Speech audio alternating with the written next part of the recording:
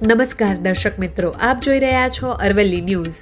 સાબરકાંઠાના હિંમતનગરમાં ભક્તોનો અનોખો માહોલ જોવા મળ્યો, જ્યાં ઇસ્કોન ભક્તિ વેદાંત આશ્રમ દ્વારા શ્રી નરસિંહ ભગવાનના પ્રાગટ્ય ઉત્સવની ધામધૂમથી ઉજવણી કરવામાં આવી હતી। ઇસ્કોન વડોદરાની સત્તા હેઠળ સંચાલિત ભક્તિ વેદાંત આશ્રમ દ્વારા સહકારી જીન નજીક આવેલા જાગાસ્વામી ભવન ખાતે આયોજિત આ મહોત્સવમાં મોટી સંખ્યામાં ભક્તોએ ઉપસ્થિત રહી ભક્તિભાવ વ્યક્ત કર્યો હતો। આ પ્રસંગે આશ્રમના સંચાલક પૂજ્ય મુરલી મોહનદાસ પ્રભુજીના આશીર્વાદ હેઠળ વક્તા સુદર્શન શ્યામદાસ પ્રભુએ ભાવભીની હરિકથા રજૂ કરી હતી। સાથે જ હરિનામ સંકીર્તનથી સમગ્ર વાતાવરણ ભક્તિમય બની ગયું હતું।